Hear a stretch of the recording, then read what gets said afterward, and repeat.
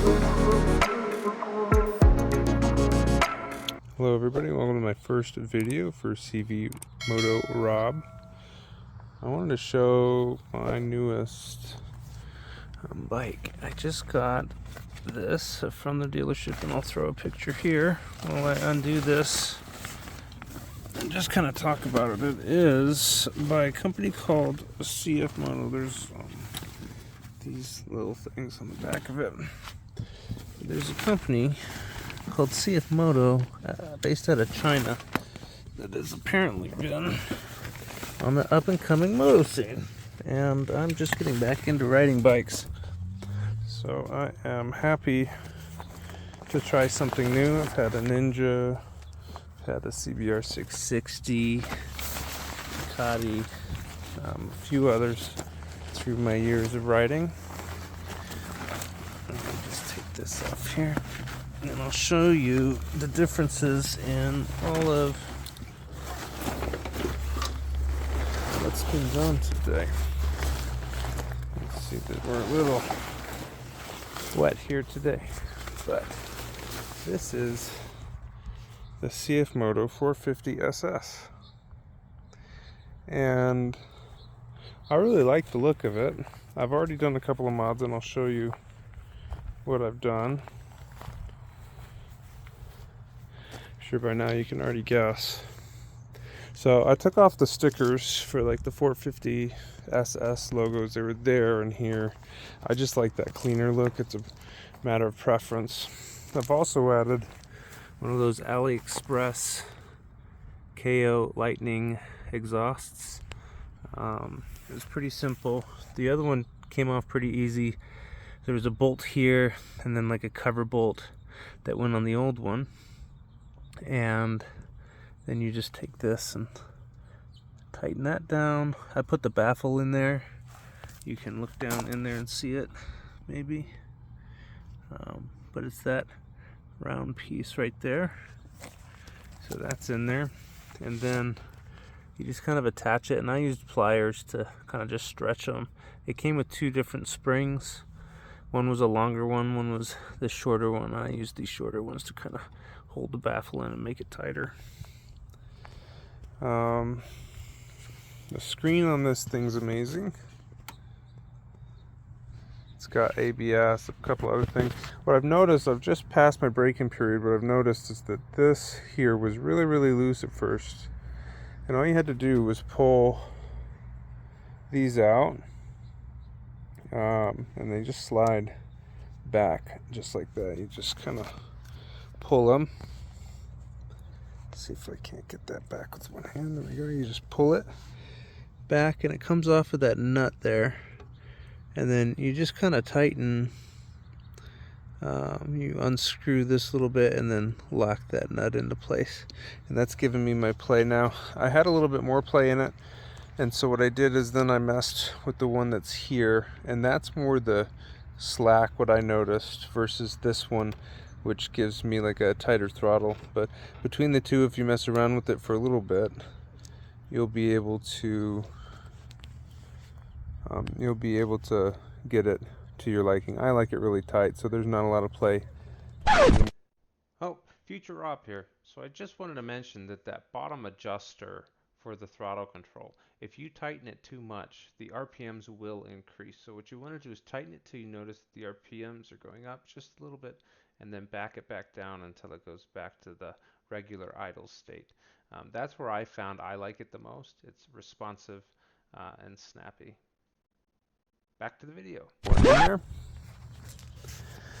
And I just did the first service too, because I've just finished up my break-in period on it. And the plug is down here, right there. It made it really easy, not very messy. And the filter is by the front wheel here. You can go back in there. I don't know if you'll be able to see it, but right there is the oil filter. And that one was put on really, really tight. So it took me a few, and it's not like a normal size either.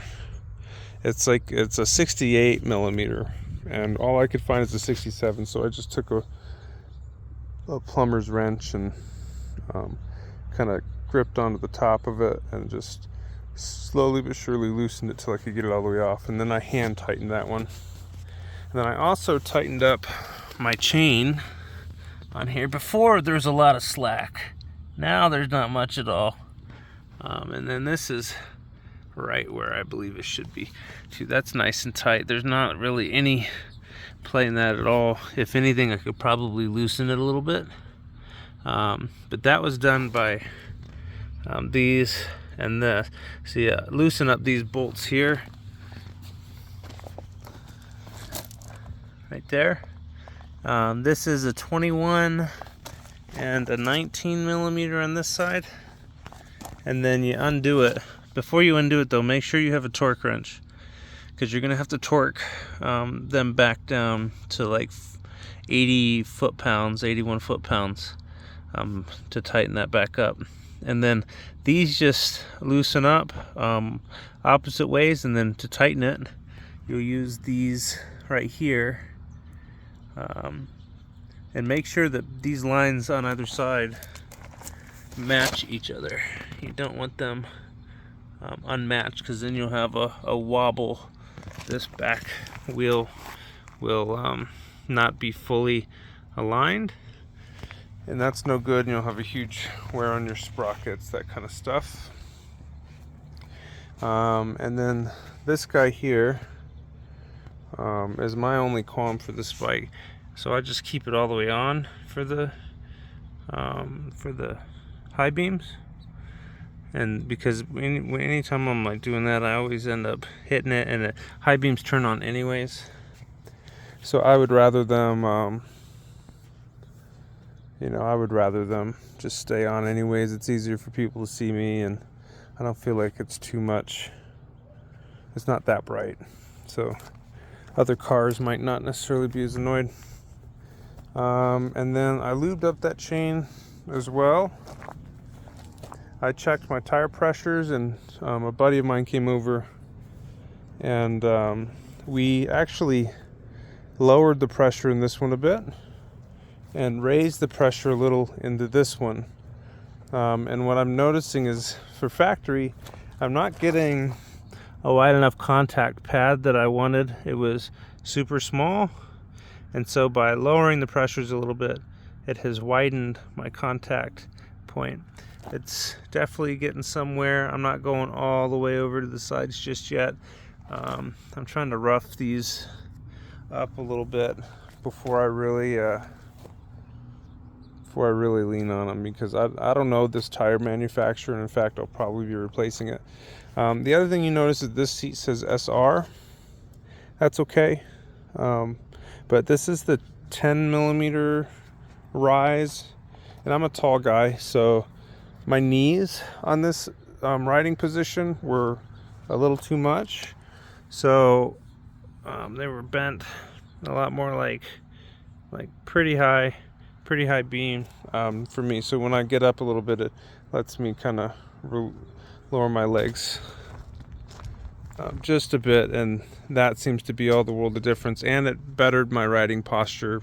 Before, I was noticing I was having sore wrists because I was leaning too far in, and so sitting up a little bit more helps me be able to not put as much weight on my wrist and use more of my back at a different angle.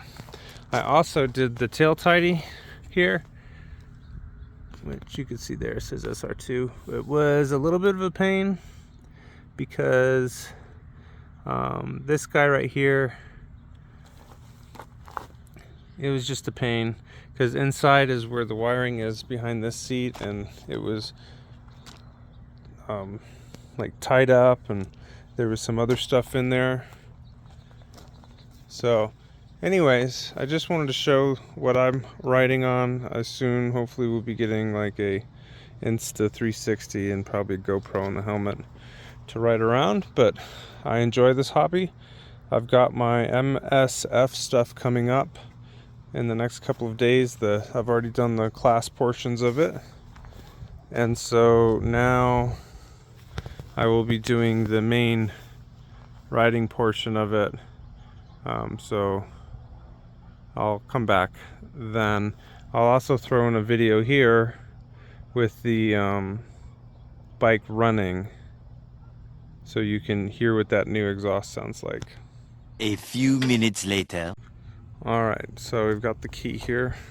I also adjusted the key. I bought this thing too on AliExpress. It came with a nice keychain, etc. And so when we turn this on, we'll see the front, and it does this cool light thing that comes up, and then it's got a really nice dash with a bunch of stuff in it. I'm gonna turn that, kicks the fuel pump on. Then I'm gonna pop it into neutral here. Start it.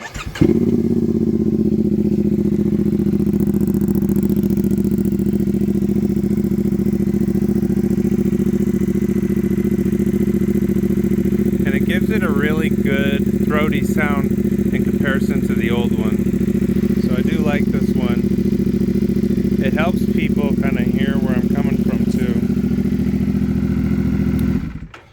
But anyways, that is the bike that I'll be riding with for now. And I'll catch you in another video. Make sure to like and subscribe. Thanks for watching.